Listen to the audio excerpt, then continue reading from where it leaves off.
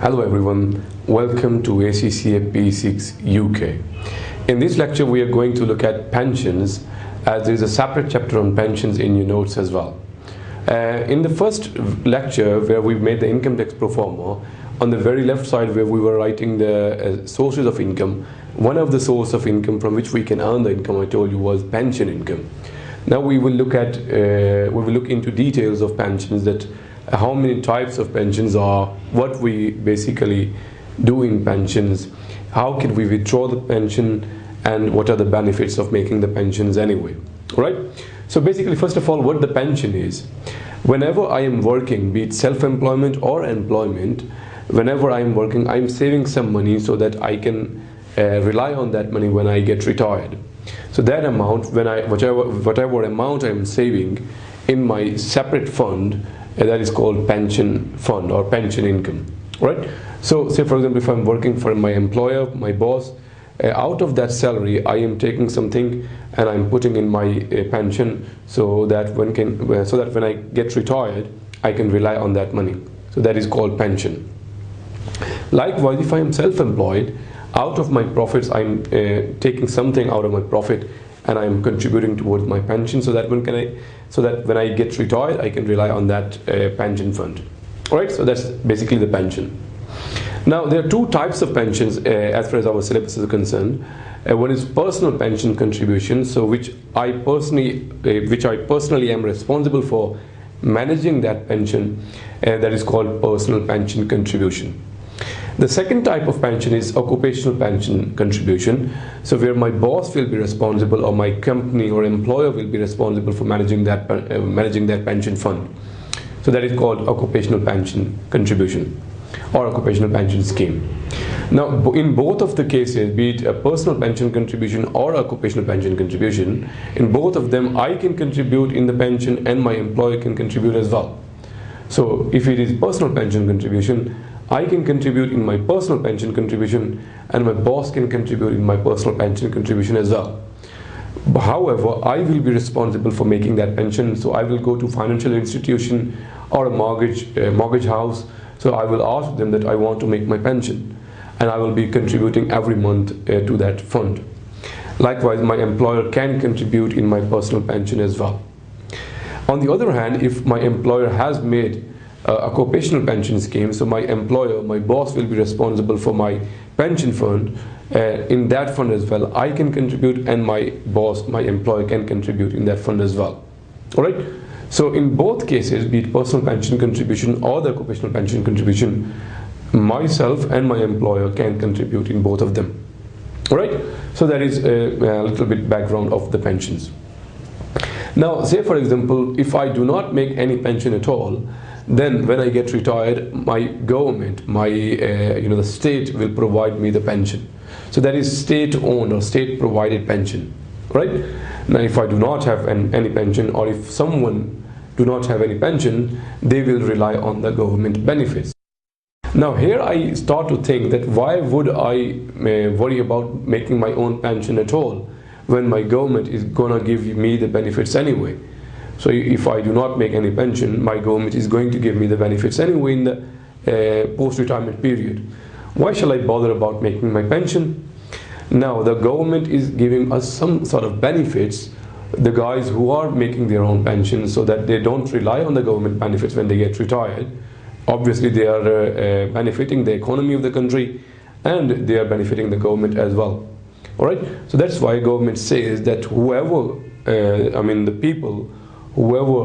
is making their own pension and not relying on the government benefits will get some sort of relief, be it a personal pension contribution or the occupational pension contribution. Alright, so of course if there is any motivation, if there is any benefit, then someone will think about making their own pension. Otherwise, if there is no benefit at all, everybody will think about relying on the government benefits and they won't worry about making their own pensions at all. Alright, so let's look at the board now. I've made some notes here on the board which you can note down when I finish this lecture, or if you want to note down now, I'm on one side, you can note down now as well. But it's always better to note down at the end, because I will have explained everything at the end of this lecture, then while noting down, you will know that this thing, what is that? What's that on that side? What's here? So you will have everything in your mind already. While noting down, it will help you and it will make sense as well. All right. Now on the very top, I've written the pension. What the pension is: contribution in a fund, so that when you get retired, you can rely on that benefit. So it is contribution in a fund to rely on when you get retired. So that is pension. And as I explained to you earlier, that pension could be made in two different ways. One is personal pension contribution and other one is occupational pension contribution. Personal pension contribution is where I am personally responsible. I will go to the financial institution, a bank or mortgage house. I will ask them to make my pension and I will make contributions, monthly contributions towards my pension. So that is my personal pension. And my boss can contribute as well in my personal pension contribution. Other one is occupational pension contribution, where my employer, my company or my boss will be responsible for managing that pension. Right? And again, in this occupational pension scheme as well, I can contribute as an employee and my employer will also be contributing as well. Right? I told you that there are certain benefits if I contribute in either of these schemes. Either I contribute or the employer contribute, there is some sort of benefit. That is why I am going to make the pension. Otherwise, if there is no benefit at all, I would say, why would I make my pension? I will rely on the government benefits and government is going to give me the pension anyway. Alright? So what are the benefits which the government is going to give me? If it is personal pension contribution and my employer is paying, that will be exempt benefit. So you don't have to pay any tax at all. Alright? So if it is personal pension contribution and your employer is contributing towards your personal pension contribution, it is exempt and you do not have to pay any tax at all in case of personal pension contribution provided by employer. Likewise, if it is occupational pension contribution and your employer is contributing towards your occupational pension scheme, then that will be exempt benefit as well.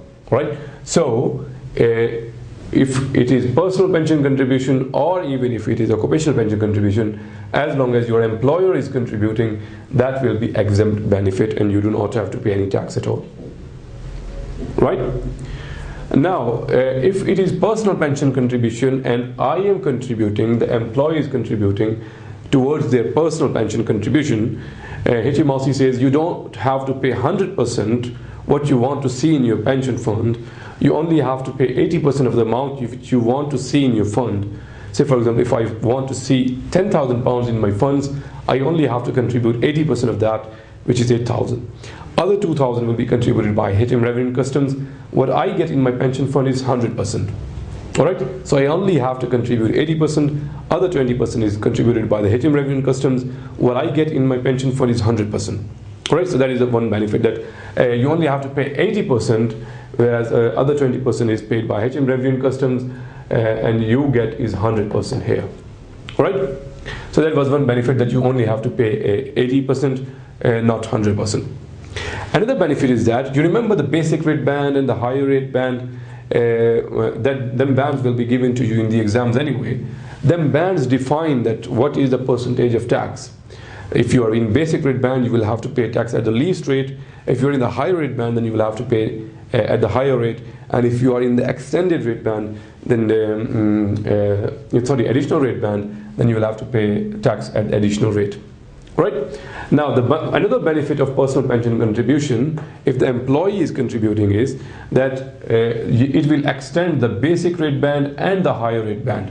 So BRB means basic rate band and HRB means higher rate band. So your pension amount will be grossed up and it will enhance your basic rate band and higher rate band by the gross amount of personal pension contribution contributed by the employee. So if I contribute £8,000 towards my pension, I will get £10,000 in my pension. That is another benefit, that 20% will be paid by HM Revenue and Customs.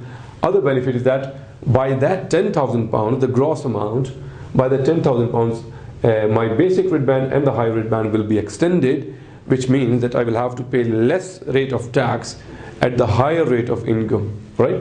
So if I earn more income, I will have to pay less tax because of the extension of my basic rate band and higher rate band. If my normal basic rate band is, assuming if it is £30,000, it will be extended by the gross amount of pension contribution, which was £10,000 in our case. Gross amount was £10,000. So my extended basic rate band will now be £40,000. Likewise, higher rate band will also be extended. All right. As I said, that on here it is written that you only have to pay 80%, other 20% is paid by government. So what you get in the pension fund is 100%. All right. On the other hand, if you are contributing as an employee towards your occupational pension contribution, whatever amount you are contributing, that is an allowable deduction, which means while calculating the employment income, whatever your employment income is, it will be reduced by the amount which you have contributed in the occupational pension scheme. Which means, say for example, if you have salary of £50,000 and you have contributed £10,000 towards your pension, your salary will be not £50,000 but the £40,000. It will be reduced by the gross amount of the amount which you have contributed towards your occupational pension contribution, and which eventually means that you will have to pay less tax. You don't have to pay tax on the amount which you have contributed in your occupational pension scheme. Alright, so that is another benefit for occupational pension scheme. Now we have seen that even if it is personal pension or the occupational pension, if employer is contributing, it is exempt, and if it is employee is contributing, if employee is contributing, then it depends. If it is personal pension contribution, it will extend basic rate and higher rate band, and you only have to pay 80%. And if employee is contributing towards the occupational pension scheme, and then it will be allowable deduction, which means that you do not have to pay tax on the whole salary, but you will have to pay tax at the reduced rate of salary or the reduced rate of employment income. All right. So these were the benefits of personal pension contribution and the occupational pension contribution. Now the question arises that how much amount can I contribute towards my pension funds? Is there any specific limit set by HM Revenue and Customs that up to that amount I will have to contribute? There is no limit at all. I can contribute towards my pension as much as I want, but there is a lifetime limit of £1 million. It says here £1 million. So that is lifetime limit. I can contribute up to £1 million in my lifetime. I cannot exceed that amount. If I exceed that amount, there will be a specific charge or penalty, but that is outside our syllabus anyway, so we won't read that. Alright, so lifetime limit is £1 million. However, apart from that 1 million lifetime limit, there is another annual allowance as well.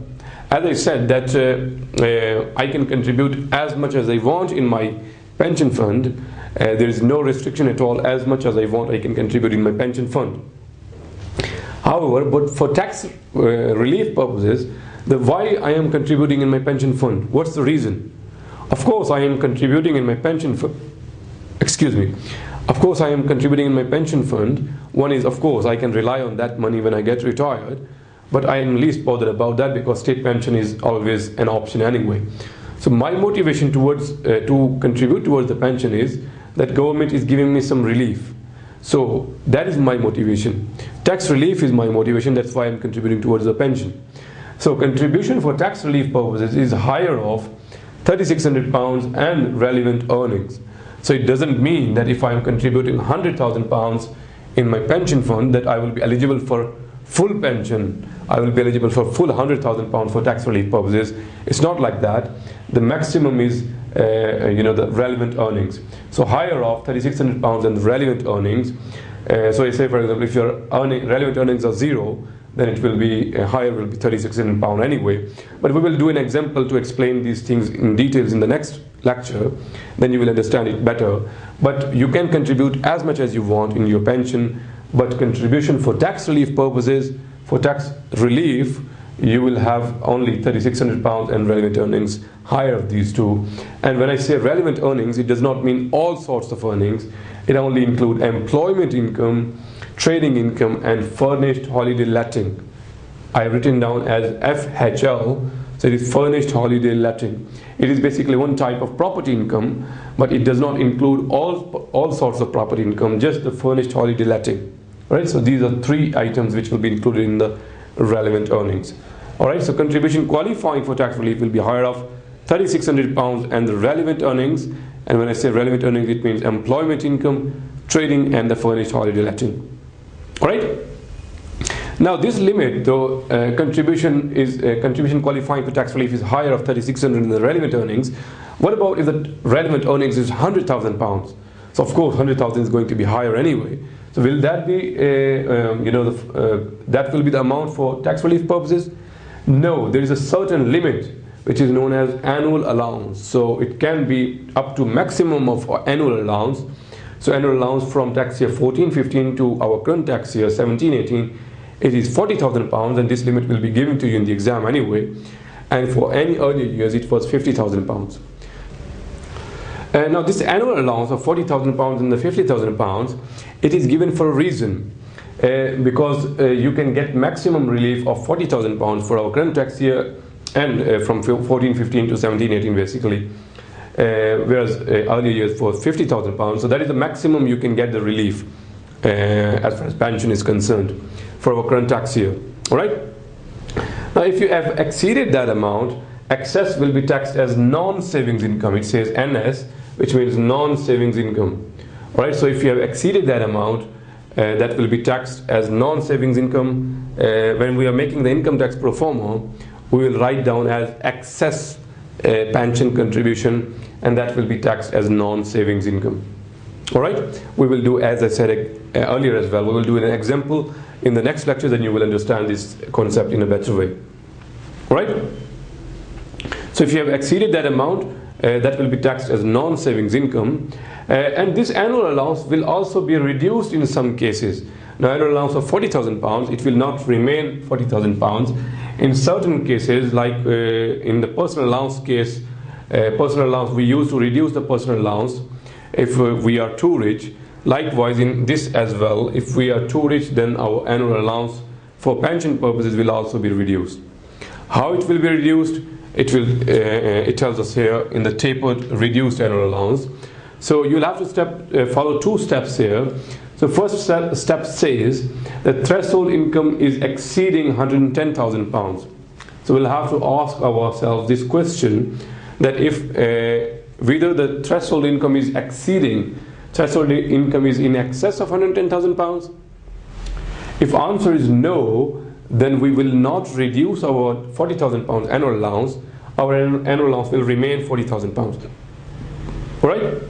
So if threshold income is exceeding £110,000, if our answer to this question is no, then we will not reduce our annual allowance, and it will remain £40,000.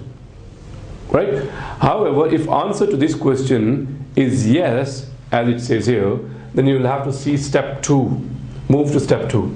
Now, step 2 says adjusted income. Another question: adjusted income is exceeding £150,000. Again, if the answer is no, then we will not reduce our annual allowance. It will stay £40,000. However, if answer is yes, then whatever amount our adjusted income is in excess of £50,000, we will divide that by 2 in the same way we used to reduce personal allowance. However, there was £100,000, but it's £150,000, and it's adjusted income. Alright? Do not confuse it with adjusted net income, which we have seen in our first chapter. That was adjusted net income that we used to calculate to reduce the personal allowance. Alright? So that is adjusted income. I will explain you in a minute that what the adjusted income is. However, how to reduce this adjusted income less £150,000. So by whatever amount is adjusted income exceeding £150,000, we will have to divide that by 2, and that is the amount. Whatever amount is here, that is the amount the annual allowance will be reduced by this amount. But it says minimum £10,000, which gives us a restriction of £10,000 here, that we can reduce our annual allowance, but minimum we can reduce it to £10,000. So minimum we will be eligible for annual allowance of £10,000. which again gives me another hint that assuming if adjusted income is £260,000 or even more than that, then my annual allowance is going to be £10,000, isn't it? Just calculate it. £260,000 less £150,000, which gives me the answer of how much? £60,000. So if I divide that by 2, 60,000 divided by 2, it gives me answer of £30,000. So that is the £30,000. That is the amount by which my annual allowance will be reduced. My normal annual allowance is £40,000. So if my normal annual allowance is £40,000, it will be reduced by £30,000, which leaves me £10,000. Right? Sorry. So if my adjusted income is £260,000 or even more than that, my annual allowance will be £10,000 because I cannot reduce my annual allowance below £10,000. Minimum I will be eligible for my annual allowance is £10,000. Alright? So that is the way how to reduce it.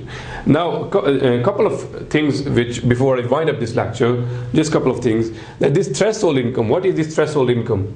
Please remember, while calculating the personal allowance, while doing the calculation of reduced personal allowance, we used to reduce our personal allowance, and there we used to calculate something called adjusted net income. Alright? Do not confuse adjusted income with that adjusted net income. Adjusted net income was net income before personal allowance less personal pension contribution, the gross amount of personal pension contribution. So that was adjusted net income. Now that adjusted net income in here in pensions, that adjusted net income is known as threshold income. Alright? Now threshold income, what's the formula of threshold income? It's exactly that same formula which we use to calculate adjusted net income for reduced personal allowance purposes. So it is known as threshold income in our pensions. So formula is net income before personal allowance, and if we reduce the personal pension contribution out of that, that is our threshold income. Alright? And threshold income limit is £110,000, which I have given here anyway. So it is £110,000. If it does not exceed £110,000, we do not have to go to step 2. If it does exceed the £110,000, we'll have to go to step 2. And step 2 says adjusted income. So that is not adjusted net income, that is adjusted income. So what is adjusted income? Adjusted income, I've explained it here. So take the net amount plus employee's contribution in occupational pension contribution plus employer's contribution in either personal pension contribution or occupational pension contribution. So both of them for employer, however for employee only occupational pension contribution. So net amount plus these, that equals adjusted income. And adjusted income threshold is £150,000, whereas for a threshold income, our threshold is £110,000. Right? So that threshold income, that adjusted income, and these calculations, these steps, these are only needed when we have to reduce our annual allowance for pension purposes. And in what circumstances we have to reduce our annual allowance? We'll have to see threshold income first. If threshold income is in excess of £110,000 or not, and if it is in excess of £110,000, then we'll have to follow the step 2 as well. See adjusted income. What is adjusted income? We'll have to calculate and see if it exceeds £150,000. If it doesn't, we don't need to reduce our annual allowance. However, if it does exceed £150,000, then we'll have to do this calculation. Take the excess over £150,000 of adjusted income, reduce that by 2, whatever the amount is, our annual allowance will be reduced by this amount. And there is a limit, minimum we can reduce it to £10,000. Alright? Just one more thing before I wind up this lecture. This annual allowance thing of £40,000 and £50,000, although we are only allowed one annual allowance, however, if in any 3 previous years, if we have any unused annual allowance in either of the 3 previous years, then we can use the previous unused annual allowance as well in our current tax year, so that we will have more annual allowance in our this year. However, only 3 tax years, only 3 previous tax years, and on FIFO basis, first in first out basis. So the previous 3 tax years for our current year tax year 17-18 will be from 14-15 to 16-17. So 14, 15, 15, 16 and 16, 17 on a FIFO basis would be first in, first out. So 14, 15 will come first, and then 15, 16, and finally 16, 17. Alright, so we can use any unused annual allowance in our current tax year as well. Alright, so that's it for pension. We will do a question in our next example to examine this area, how to reduce annual allowance, contribution qualifying for tax relief, any unused in the previous tax years, any excess will be taxable as non-savings income, this bit as well, this bit here as well. So we will see an example of this pension in our next lecture, and you will understand